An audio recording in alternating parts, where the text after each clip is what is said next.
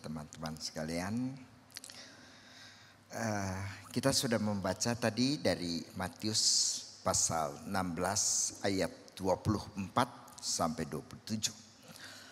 Tuhan berkata kepada murid-muridnya, setiap orang yang mau mengikut aku, ia harus menyangkal diri, memikul salib dan mengikut aku. Itu adalah pesan daripada Tuhan Yesus kepada murid-muridnya. Kalau zaman sekarang kita melihat perintah daripada Tuhan ini, kita melihat itu sebagai sesuatu yang menjadi sesuatu hal yang biasa, sesuatu hal yang tidak menyeramkan, sesuatu yang merupakan perintah daripada Tuhan Yesus yang biasa-biasa aja, begitu ya. Karena apa? Karena kita melihat salib itu sebagai sesuatu yang berbeda dengan bagaimana orang-orang pada waktu Tuhan Yesus itu mendengar kata salib, ya. Jadi mendengar kata salib pada waktu Tuhan Yesus dengan zaman kita sekarang itu merupakan sesuatu yang sangat berbeda. Ya, pada zaman kita sekarang kita lihat bahwa salib tidak lagi merupakan sesuatu benda yang mengerikan, sesuatu yang lambang menakutkan, begitu kan? Nah, jadi di dalam setiap gereja selalu misalnya dipasang salib sebagai, sebenarnya menurut saya dipasang salib di gereja itu jadi merupakan hiasan aja, ya. Misalnya kita lihat begini ya, sebuah gereja salibnya ada di tengah nih, ya. Terus gereja itu selalu ada golongan tua, ada golongan muda. Golongan tua mempunyai culture sendiri, ya anak muda mempunyai kebudayaan sendiri, ya. Ya orang tua kebaktian sejak mereka masih muda sampai mereka tua kebaktiannya seperti itu, ya. Anak muda lain, ya. Sudah muncul gerakan karismatik lah, begitu di dalam zaman kalian ini. Lalu gereja karismatik itu penuh begitu ya. Injili paling banyak 3.000, 4.000 begitu kali ya. Tapi mereka bisa 10.000 biasa gitu kan. Ya, kebaktian 10.000 biasa. Nah, bagi mereka itu kenapa mereka meninggalkan gereja Injili lalu kemudian pergi gereja karismatik? Mereka merasa bahwa kalau kita ke gereja karismatik itu, kalau kita memuji Tuhan itu lebih sungguh begitu kan. Saya ke GMI Bandungan sini, Immanuel.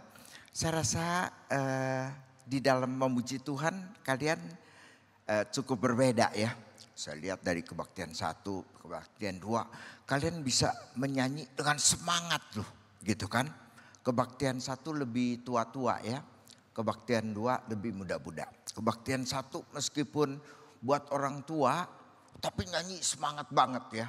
Wah cepat nyanyinya ya.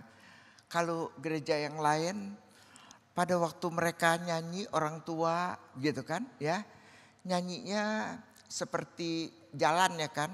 Jalan kan udah beringsut-ingsut gitu kan, pelan-pelan gitu ya nyanyinya jadinya. Kadang-kadang kita bilang nyanyi di gereja sama nyanyi di heaven, fluid begitu, sama loh.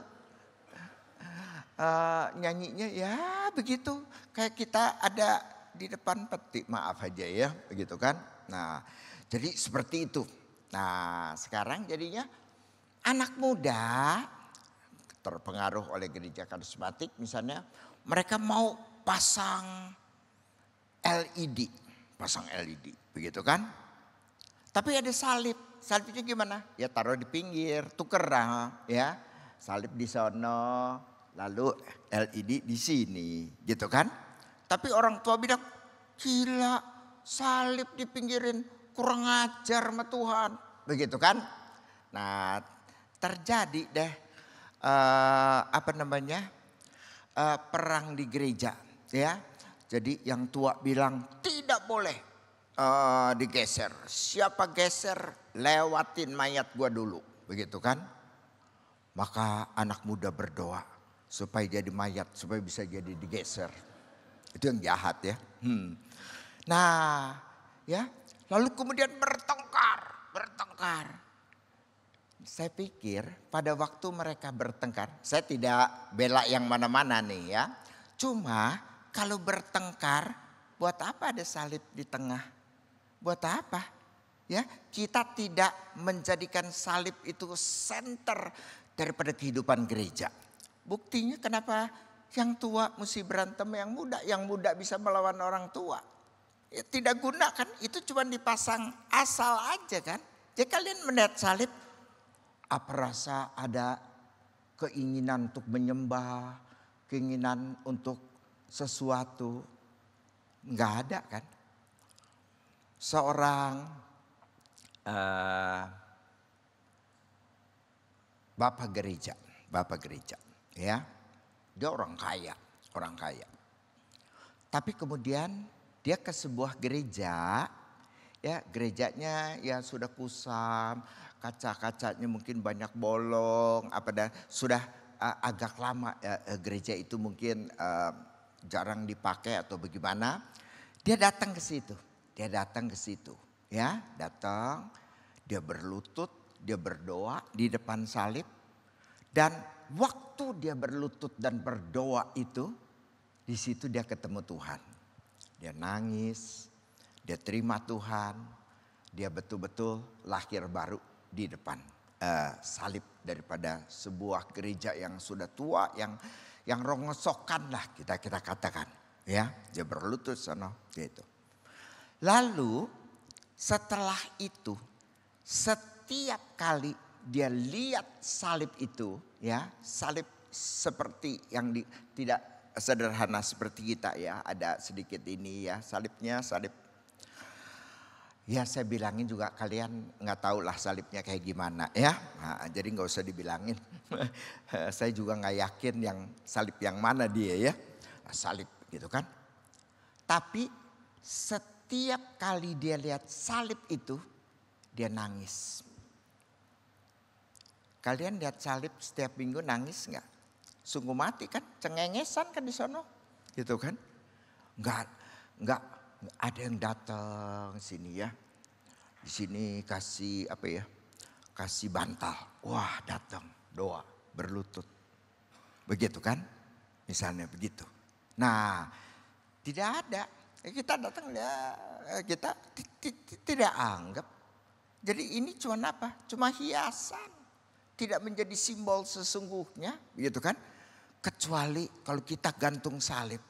Lalu setiap salib itu, kita melihat salib itu, kita ingat cinta Tuhan kepada kita. Di salib ini, Yesus disalibkan karena dia mengasihi kita, memberikan nyawanya bagi kita, menebus kita daripada dosa kita. Dan kita lihat itu dan kita bisa menangis lihat pekerjaan Tuhan pada waktu dia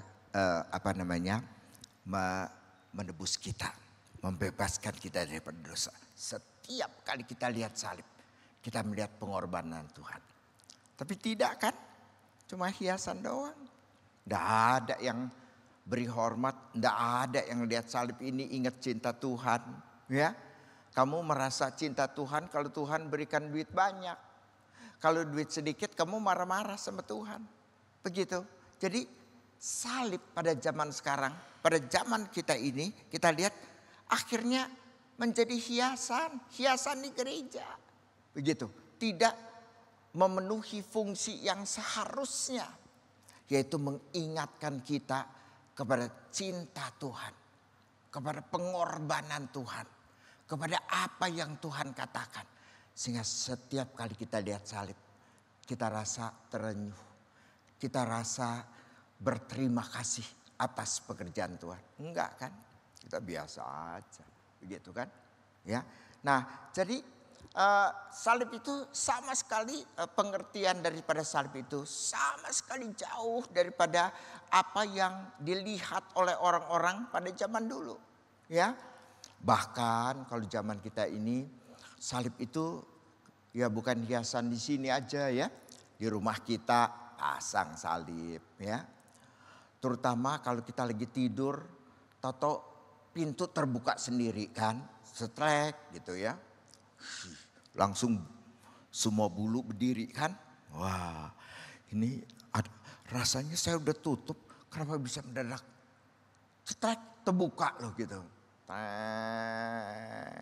Nah, bulu semua berdiri, keringat dingin, kaki gemeteran gitu kan. Wah, besok pagi pasang salib supaya setannya takut ya. Padahal setannya bukannya takut ya. Apa ya?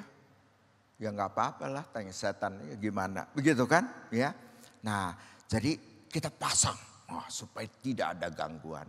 Ya kita orang Tionghoa ya sama aja. Dulu waktu kita masih agama leluhur misalnya kita pasang apa?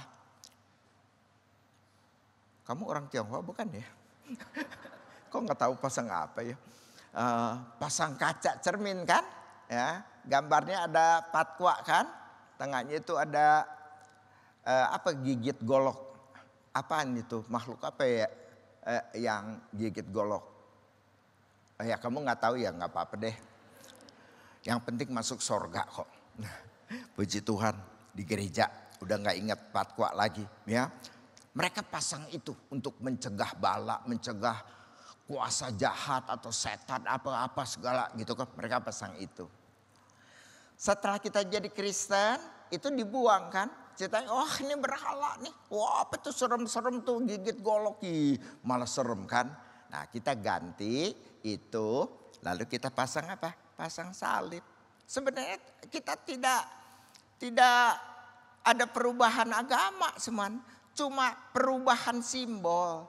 Tadinya pakai patwa taruh di rumah. Lalu sekarang jadi Kristen pasang salib. Sama. Kita perlakukannya seperti itu. Ya paling salib itu cuma nakut-nakutin setan. Padahal setannya ini kan. Begitu kan. Setannya diri kita sendiri. Ya. Nah. Tapi pada waktu zaman dahulu. Pada waktu zaman Tuhan Yesus. Ya. Orang kalau melihat salib itu ya, itu adalah sesuatu yang mengerikan. Itu adalah suatu tempat di mana mereka mati, tapi mereka mati secara brutal, secara mengerikan, secara menakutkan. Sehingga begitu lihat salib aja, mereka bilang kalau zaman kita sekarang, amit-amit gitu. Saya tidak berkeluarga, jadi tidak punya anak benar, tidak punya istri, begitu kan? Karena tidak berkeluarga. Terus jadi tidak ada tanggungan kan, ya. Jadi tapi saya daripada tinggal sendiri gitu. Kalau orang tinggal sendiri, piara anjing, piara kucing, piara monyet kali ya, piara apalah, piara ayam, piara apa. Saya pikir daripada piara binatang, mendingan piara orang dong, ya. Jadi saya ketemu anak-anak, ya, kita deket, lalu jadi anak didik saya. Tapi saya sistem saya tidak seperti KTB gitu ya. Kita 2 tahun ketemu, ya, PA misalnya bersama 2 tahun. Sudah selesai, lepas gitu. Tidak ya. Tapi satu anak itu saya terus bisa dampingi gitu. Meskipun tentu kita tidak bisa tiap hari ketemu seperti dulu waktu masih muda begitu ya. Tapi kita sangat dekat gitu ya. Saya kemarin sempat satu anak saya ikut spring di saat ministry center ya. Saya kenal anak itu, saya pikir-pikir ya berapa tahun. Saya kenal dia 39 tahun. Dari dia kelas 5, umur 9. Ya, Sampai sekarang saya ketemu dia sudah 39 tahun. Dia sekarang umur 48, anak 2. Puji Tuhan istrinya 1 ya. Nah, kalau istri 2 langsung nggak diaku anak sama saya gitu kan. Tapi saya tetap kenal dia, deket dengan dia gitu ya. Jadi kita seperti itu di dalam hubungan. Jadi kadang-kadang orang suka tanya, Pak Indra anaknya berapa? Aduh gue susah hitungnya begitu ya. Ya kira-kira 50 lah begitu kan. Tapi ada enaknya ya. Saya ke Singapura ada anak. Pak nginep sini aja ya. Iya hotel mahal kok di Singapura begitu kan. Terus anak juga baik-baik ya. Semua saya mau bayar nggak dikasih. Saya mau bayar nggak dikasih. Gue juga punya duit nih. Iya tahu begitu kan. Tapi di sini saya yang bayar begitu ya. Saya ke Surabaya ada, saya ke Medan ada, saya ke Bandung ada. Jadi kalau kunjungan keluar kota itu bukan rasanya bertugas ya. Tapi jalan-jalan ketemu anak begitu. Jadi justru membahagiakan begitu kan. Cerita anak terus saya lupa saya mau ngomong apa begitu kan. Nah, jadi kita dengan anak itu wah bebas gitu ngomong ya. Saya sudah tua ya. Nanti kadang-kadang misalnya kepada satu anak ya. Kalau gua mati ya. Nanti gini. Kalau ada yang sediain lobang ya gua dikubur aja. Tapi kalau nggak ada yang sediain lobang maka bakar aja. Terus buang kemana aja kan gue juga gak berasa dibuang di mana begitu kan ya. Nah jadi bebas aja loh gitu kan. Ya terserah nanti mau dibakar kayak mau dikubur kayak terserah.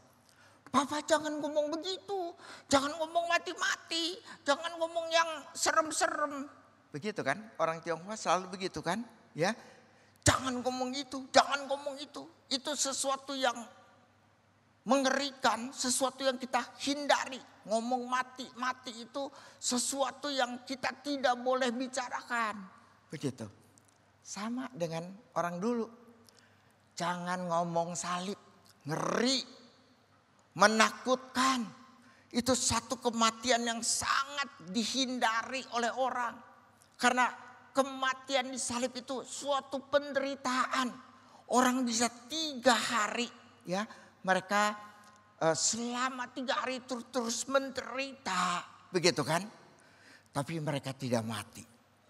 Ya, kalau kuat barangkali ada yang beberapa hari baru meninggal. Tapi Tuhan Yesus pada waktu sebelum dia disalib. Dia kan dicambuk dulu kan. Cambuk segala, disiksa dengan seperti itu. Lalu kemudian pikul salib. Kemudian dia naik ya. Dia sudah tidak kuat.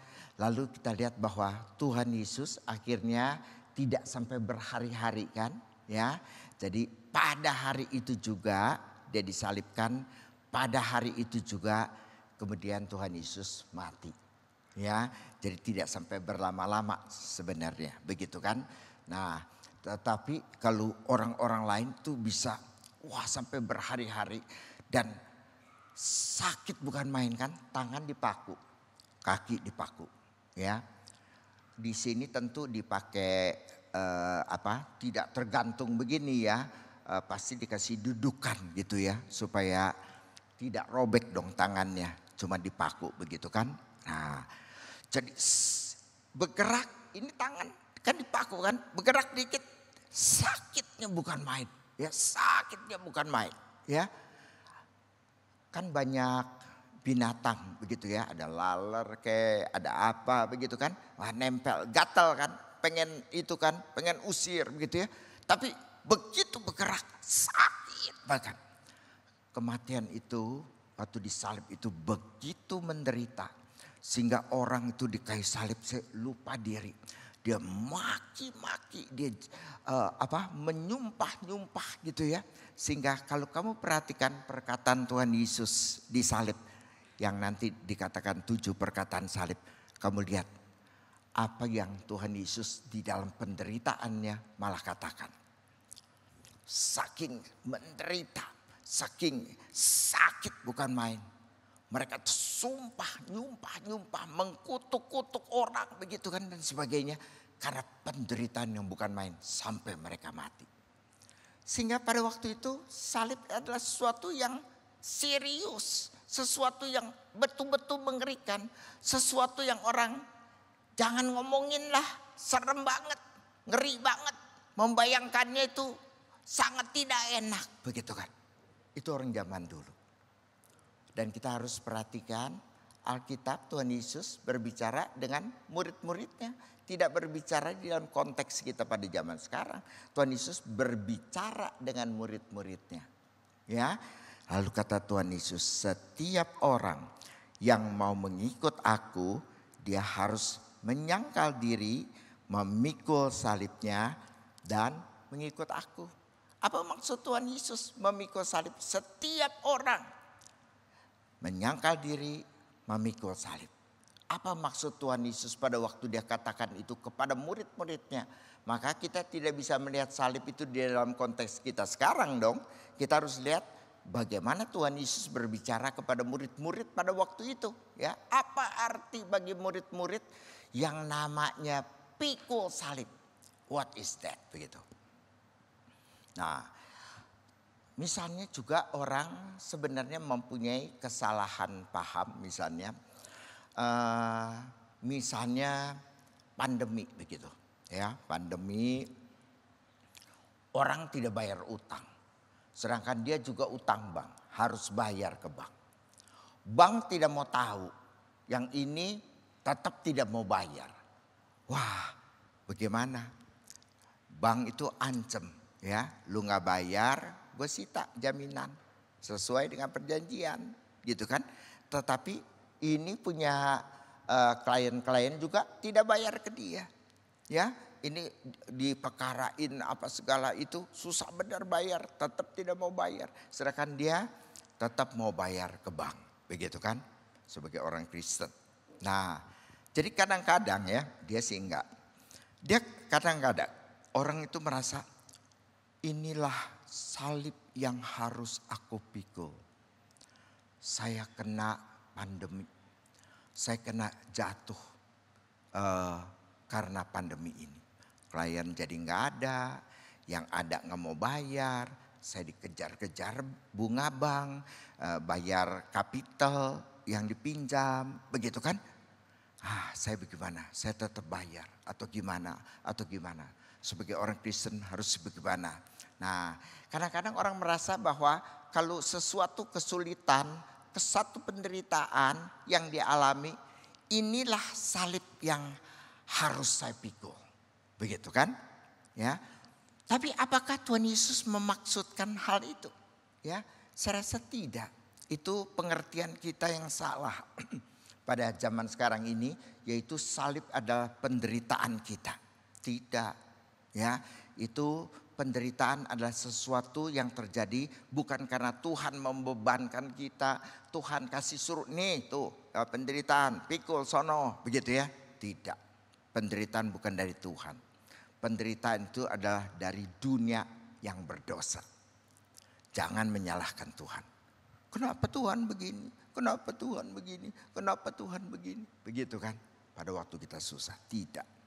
Ya, penderitaan terjadi karena apa? Karena dunia adalah dunia yang berdosa. Ya. Tapi lucunya apa ya? Di dunia ini Tuhan Yesus juga bilang, di dunia ini banyak penderitaan. Surga sama dunia,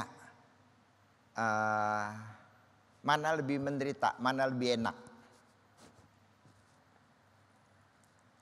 Oh, saya lupa, kamu belum pernah ke surga ya. Tapi kan kalau ikut kebaktian kedukaan kan ya, wah di sana enak. Tidak ada air mata, tidak ada sakit, tidak ada penderitaan. Wah, tentu lebih enak dong ya. Di sini ada sakit, ada penderitaan, ada gempa bumi, ada bencana alam, ada apa segala. dan sebagainya, ya. Jadi kalau seperti itu ya dibandingkan mana enak, dunia apa surga? Oh puji Tuhan. Yang nggak jawab artinya pengen di dunia tuh. Gitu kan? Ya, surga lebih enak. Kamu lebih suka tempat enak apa tempat nggak enak? Tempat enak, ya. Yang nggak jawab pasti sebenarnya pengen yang nggak enak. Lalu kemudian kita semua orang Kristen maunya tempat enak kan? Ya, surga lebih enak. Sekarang pertanyaan terakhir. Siapa mau ikut saya sekarang ke surga? Angkat tangan. Lebih enak loh, lebih enak loh. Dan yang mau celaka enggak tuh? Ya, cuma satu, itu puji Tuhan, itu pasti masih ke surga. Yang lain belum tentu. Habis lucu ya, surga lebih enak, dunia lebih gak enak. Tapi kita lebih suka di dunia yang gak enak daripada pulang ke surga. Seperti itu. Ya, sikap kita seperti itu. Nah, Tuhan Yesus tapi bilang, siapa yang mau mengikut aku? Dia harus menyangkal diri dan memikul salibnya. Artinya apa di dalam perkataan Tuhan Yesus? Satu, memikul salib bukan artinya memikul penderitaan, kita menderita apa, atau kita mendapat kesusahan apa. Apalagi kalau kita mempunyai pendapat salib itu cuma sekedar hiasan, salah sama sekali. Ya, memikul salib cuma punya satu arti yang dimengerti oleh murid-murid pada waktu konteks itu. Yaitu berbicara salib artinya berbicara apa? Berbicara mati. Seperti itu. Berbicara mengenai kematian. Kita orang Tionghoa nggak suka ya. Ditanyain sama saya makanya soal mati-mati itu banyak yang marah juga di hati kali ya. Cuma nggak enak aja. Oh saya pendeta sih. Nanti kalau saya marah-marah sama dia kualat lagi kan. Begitu kan. Nah jadi nggak itu. Tapi kita nggak suka ya. Terutama orang Tionghoa. Begitu tidak suka berbicara mati. Begitu kan. Saya pernah waktu kecil baca cerita silat kan, ikut-ikut. Ikat kepala, bawa pedang gitu kan.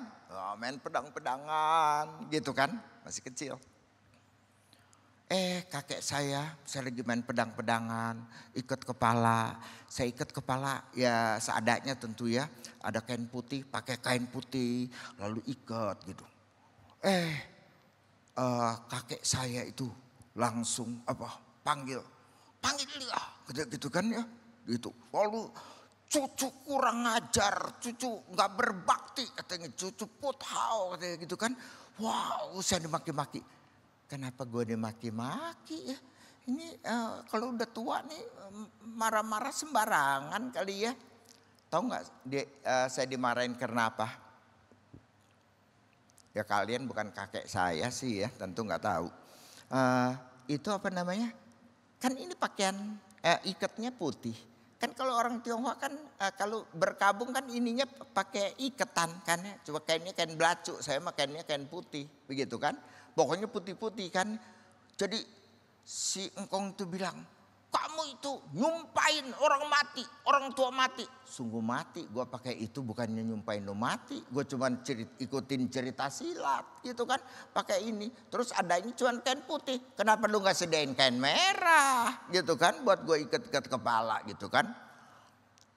Tapi di dalam adat Tionghoa kalau cucu luar pakai ini enggak? Kamu bukan orang Tionghoa sih. Ya sudah, jadi saya rasa cucu luar sebenarnya nggak pakai ya, cucu dalam baru pakai, begitu kan? Ya, cuman saya pokoknya dimarah-marahin gitu, iya, gue setuju, sumpahin deh dia mati, sumpahin dia mati, jadi masih kecil ya, gitu kan? Kenapa saya dimarahin, cuman pakai itu kan gitu. Nah, jadi pada zaman Tuhan Yesus melihat salib, lihat salib, dia apa? Cuma satu, pengertiannya apa? Mati. Sebab orang pada waktu zaman itu salib adalah tempat kematian. Kematian yang sangat mengerikan sehingga mereka tidak mau bicarakan. Mereka tidak mau membayangkan karena terlalu ngeri untuk melihat salib itu. Nah, mereka seperti itu. Dan Tuhan Yesus bilang kan, kamu mau ikut saya? Oke. Tapi kamu harus menyangkal diri. Nah, mati di dalam pikul salib ini adalah sama halnya, yaitu dengan menyangkal diri. Kamu harus menyangkal diri dan memikul salib. Itu kedua hal tersebut adalah hal yang sama. Sangkal diri, mati. Mati terhadap diri sendiri, tapi hidup bagi Tuhan. Ya, mati terhadap diri sendiri, tapi hidup bagi Tuhan. Kalian ingat nggak waktu Tuhan Yesus di Taman Getsemani? Dia berdoa. Tapi selesai dia berdoa, di ujung daripada doanya dia katakan apa kepada Tuhan? Jarang baca Alkitab juga ya kamu ya. Ini kan nanti udah dekat Paskah nih ya. Tuhan Yesus pada waktu berdoa di Getsemani, pada akhir daripada setiap rangkaian doanya ini dia katakan apa? Dia katakan kan, bukan kehendakku, tapi kehendakmu lah yang jadi. Not as I will, tapi as your will. Seperti kehendakmu. Itu jadi, bukan kehendak saya. Tuhan Yesus memberikan teladan. Saya mati terhadap diri saya sendiri. Artinya mati terhadap diri itu apa? Mati terhadap keinginan kita. Mati terhadap cita-cita kita. Mati terhadap keinginan untuk kaya, untuk sukses, untuk terkenal, untuk hebat dan sebagainya. Kita sekarang mati. Kita rela as your will. Sebagaimana kehendakmu Tuhan, kehendakmu yang jadi. Tuhan pengen apa untuk hidup ini, silahkan Tuhan pakai. Silahkan Tuhan pakai. Begitu kan? Tetapi Tuhan boleh pakai untuk kemuliaan-Mu. Dan saya hanya mengikuti kehendak Tuhan. Dalam arti itu. Dalam arti itu. Ya, kamu mau ikut kehendak diri sendiri atau mau ikut kehendak Tuhan? Ya, kita cuma dituntut hal itu aja. Ya, mau hidup ikut kepengen kita, Tuhan disuruh berkatin, itu namanya manipulasi Tuhan. Atau kita hidup kehendak Tuhan, dia benar Tuhan. Kalau kita paksa Tuhan ikutin kita, berkati kita, sebenarnya kita yang Tuhan. Kita manipulasi dia untuk mengikuti keinginan kita. Banyak orang Kristen begitu kan. Supaya Tuhan ini berikan persembahan. Supaya Tuhan berkati. Dia maunya sebenarnya berkat. Tapi Tuhan dimanipulasi. Begitu kan? Ya Kak, jadi kita berikan persembahan. Supaya Tuhan berkati. Yang saya mau apa? Tuhan berkati. Bukan berikan persembahan. Itu orang Kristen memanipulasi Tuhan. Dia pikir dia bisa begitu kan? Memanipulasi Tuhan. Nah jadi mati itu berarti apa? Berarti bukan kehendakmu. Ya. Terbalik ya. Bukan kehendakku, tapi kehendakmu ya yang jadi. Kehendak Tuhan di dalam kehidupan kita yang jadi. Gitu. Wah kita bilang gak enak dong hidup begitu ya. Wah kita kan cita-cita mau kaya, mau terkenal, mau sukses, mau hebat, mau dikagumi orang. Begitu kan? Nah kita bilang mana enak. Ya ikut kehendak Tuhan. Tuhan nanti suruh apa ya? Jangan-jangan Tuhan suruh ke desa-desa menginjil gitu kan. Kita punya bayangan selalu begitu. Padahal Tuhan juga tidak maksud begitu ya. Kita bayangin kalau ikut Tuhan mesti jadi orang miskin.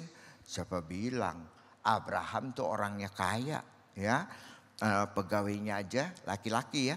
300 lebih dia punya orang. yang bisa berperang, yang nggak bisa perang mungkin ada berapa gitu kan. Pegawainya aja satu keluarga ini berapa ratus, orang kaya ya, dia harus memberi makan sekian banyak orang, kambing dombanya berapa begitu kan.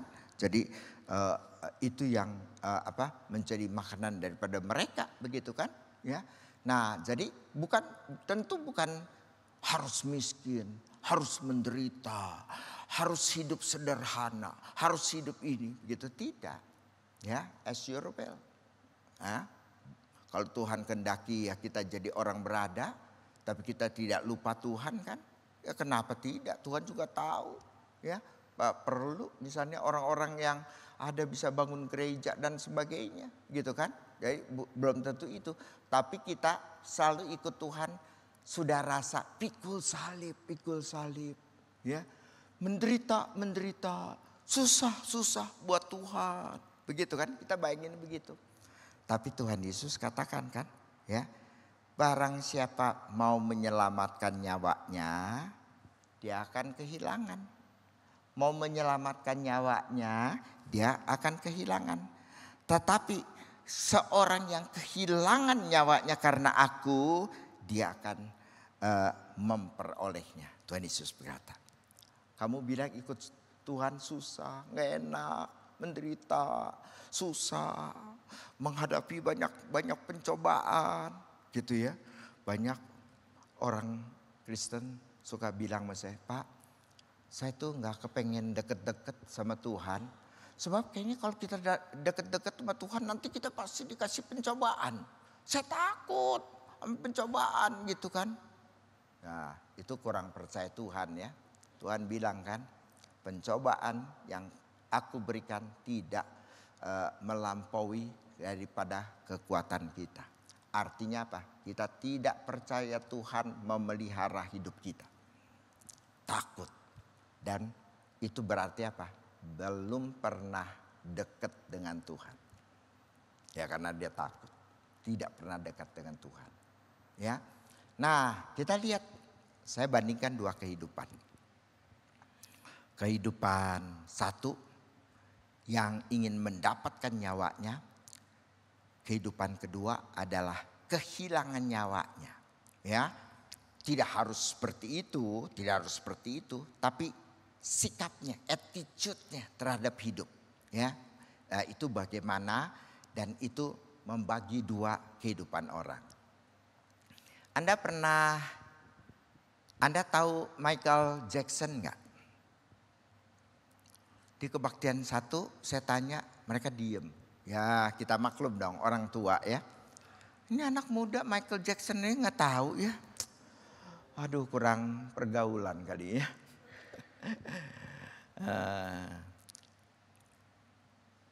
Bukannya nggak tahu kali ya, nggak biasa. Habis ini saya juga nggak diundang lagi. Pak, nanti jangan undangnya itu, selalu nanya-nanya melulu, males jawabnya, gitu kan? Gitu. Selalu nanya-nanya. Tapi saya kebiasaan begitu ya. Tahu Michael Jackson? Tahu ya. Siapa? Penyanyi ya. Dia sebenarnya orang hitam kan. Tapi dia tidak suka jadi orang hitam. Karena mungkin Amerika tetap melihat hitam itu sebagai kelas 2 gitu ya. Orang putih kelas 1. Jadi itu operasi plastik kali ya. Entah di Korea kali ya gitu kan. Ganti kulit, orang Korea kan putih. Nah ambil tempel gitu ya. Nah, sampai segini. Ininya sungguh mati, saya nggak tahu putih apa hitam gitu kan. Tapi kan dia pakai baju tuh selalu ketutup rapat kan. Jadi kita nggak tahu ini hitam apa putih. Tapi nggak ke seluruh badan. Kalau ke seluruh badan serem juga ya. Nah seperti itu.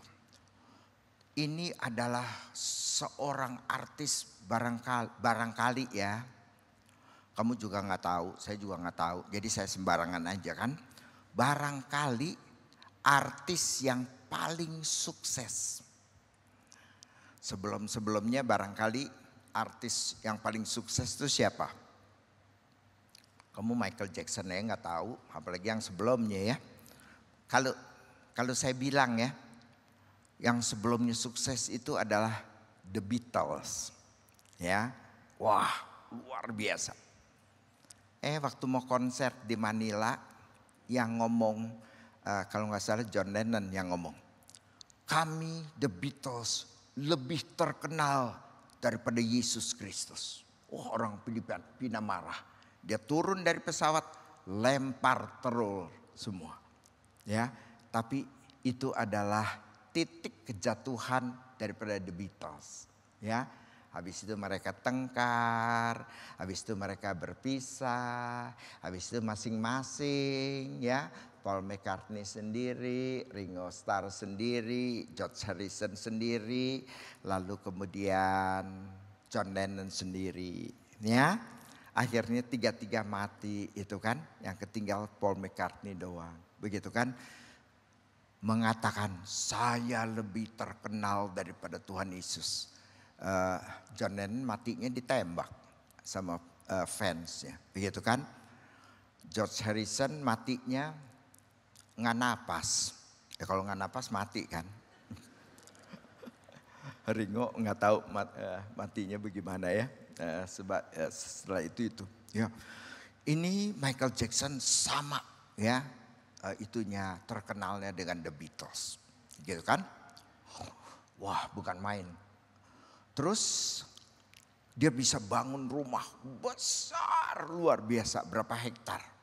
Sampai di dalam rumahnya itu dia bisa bangun Disneyland. Rupanya dia waktu kecil tidak punya hiburan karena mereka dari keluarga miskin kan. Ya, jadi dia bikin di rumah, dia nggak pernah bisa, mungkin dia kepengen tapi tidak bisa, maka dia bangun sekarang rumahnya itu seperti mini Disneyland. Wah, gitu kan. Undang anak-anak bisa bersukacita, bisa wah makan-makan apa dan sebagainya, begitu kan? Ya, Michael Jackson. Terus mendadak mati kan? Matinya kenapa? Matinya karena kebanyakan dosis obat tidur. Jadi orang terkenal, orang kaya, sekarang ini kalau dihitung terus kembali royaltinya itu mungkin ratusan juta dolar kekayaannya sampai sekarang. Begitu kan? Ya. Lalu kemudian duit tercukup, bukan cukup lagi, bermewah-mewahan duit. Ya, terkenal. Siapa sih yang nggak tahu Michael Jackson? Begitu kan? Sudah wah luar biasa, sukses luar biasa, terkenal, banyak duit dan apa dan sebagainya. Wah bergelimang di dalam kemewahan dan sebagainya. Tapi matinya kenapa? Overdosis obat tidur. Kenapa? Nggak bisa tidur. Sebelum dikasih obat tidur, disuntikan obat tidur, dia nggak bisa tidur. Kayak apa segala, tapi nggak bisa tidur. Begitu. Apakah kekayaan akan memberikan tidur nyenyak? Ya. Apakah kesuksesan, terkenal, hebat, orang kagum semua, apakah memberikan satu kesenangan bagi dia? Gak bisa tidur, gak bisa tidur. Nah, satu kali saya diundang ke Papua.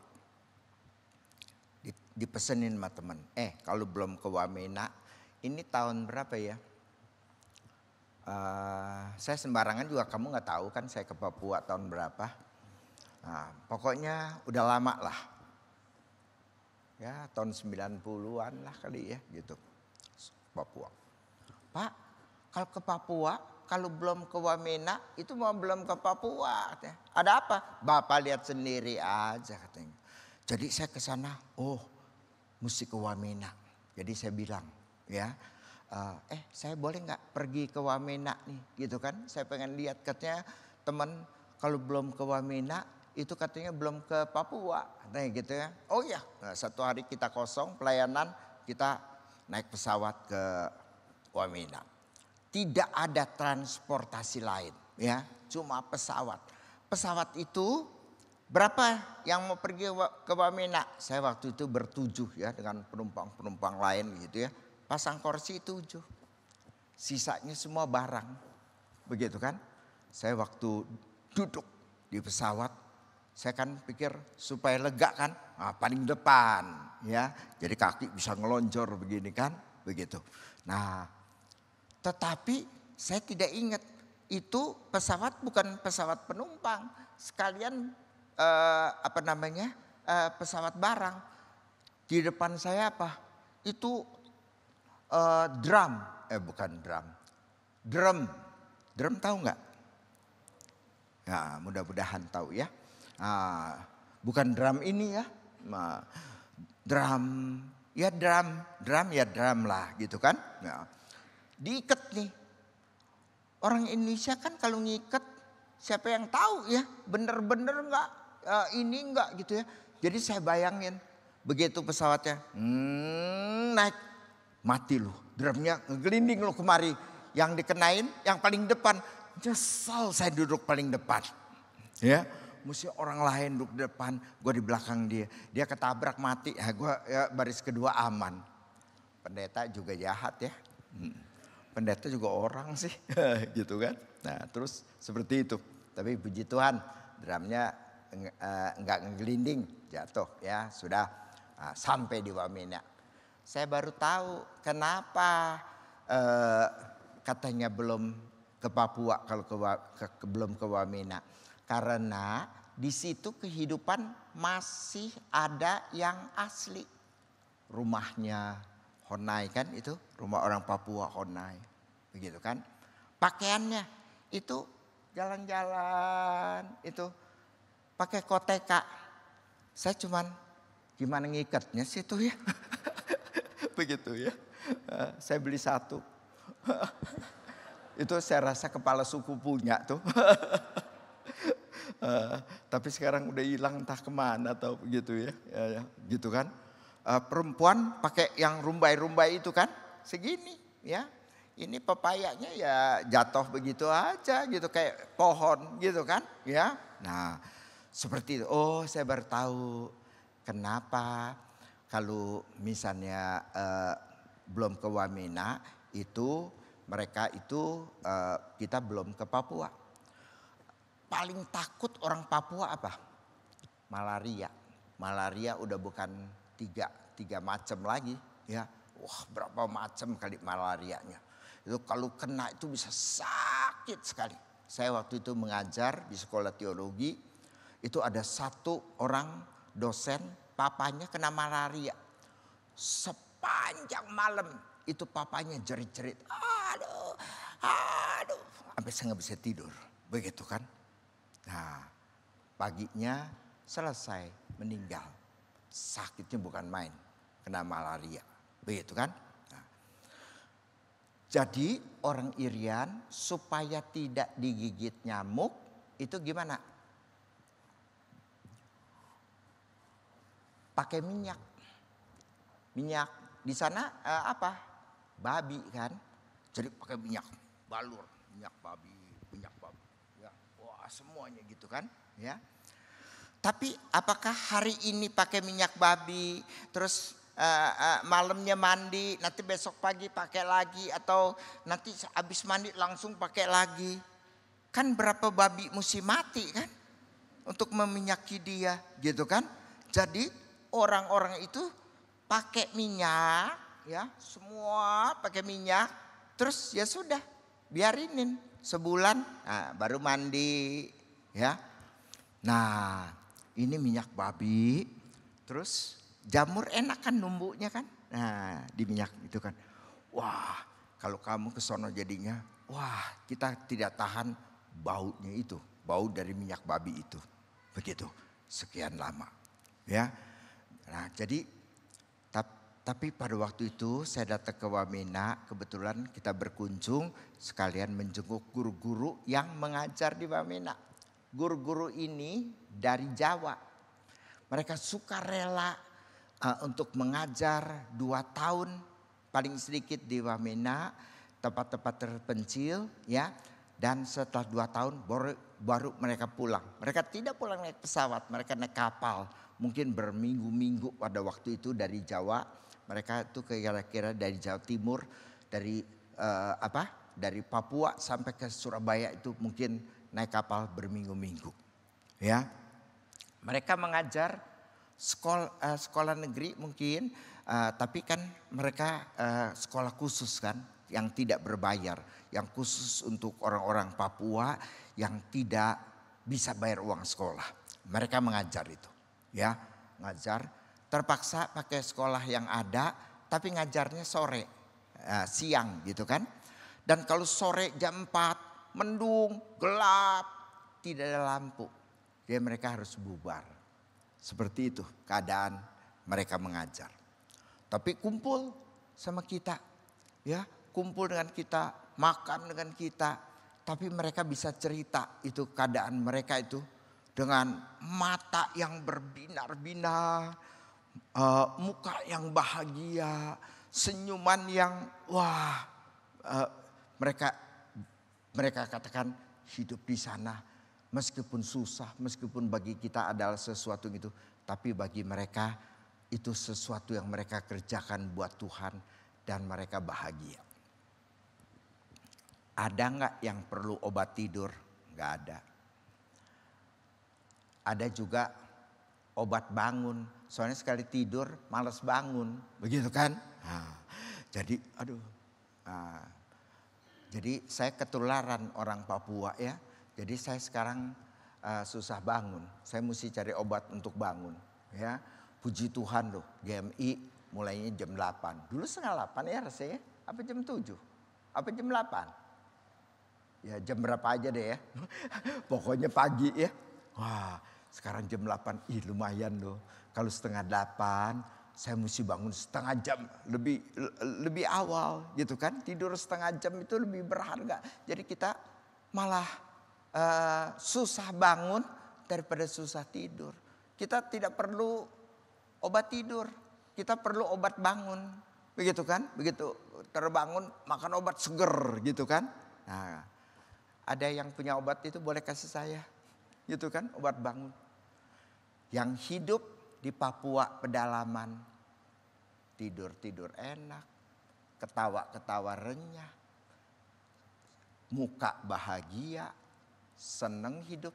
Kalau kita bilang hidupnya menderita, Michael Jackson hidup dalam kesuksesan, kemewahan, kehebatan, terkenal, perlu obat tidur untuk bisa tidur.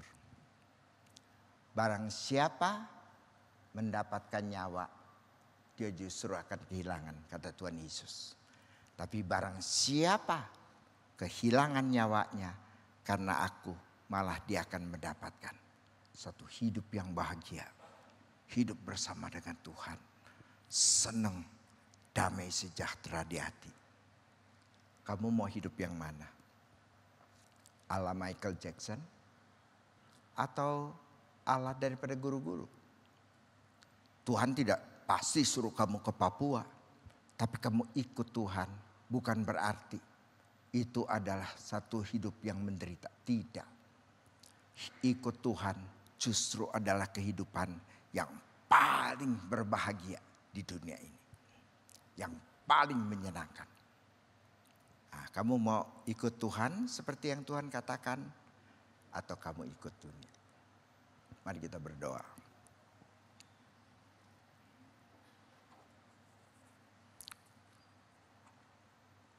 Bapak Ibu sekalian, coba kalian berdoa dalam hatimu. Yang mana Anda pilih? Kehidupan dunia, tapi engkau akan kehilangan nyawa. Kau ikut Tuhan, menyangkal diri, memikul salib. Tapi Tuhan katakan engkau akan memperoleh nyawamu. Kehidupan yang indah bersama dengan Tuhan. Anda mau pilih mana? Katakan kepada Tuhan di dalam doa, di hati. Katakan kepada Tuhan, hidup yang mana yang Anda mau pilih?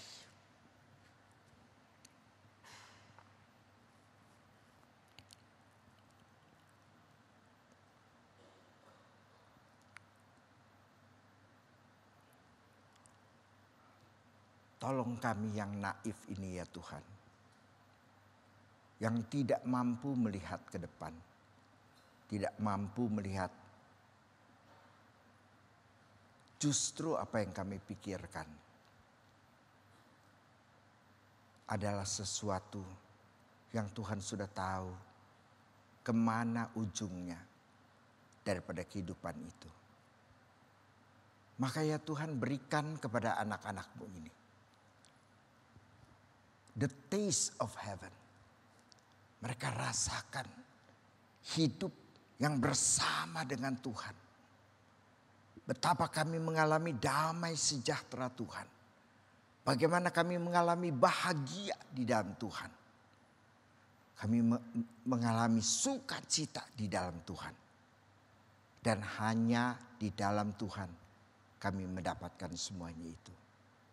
Berikan kepada kami semua ya Tuhan satu pengertian yang benar. Sehingga kami di dunia ini tidak salah memilih. Tuhan, tolong setiap jemaat-Mu bisa menentukan pilihan yang benar. Kami serahkan diri kami ya Tuhan. Dalam nama Tuhan Yesus kami berdoa. Amin.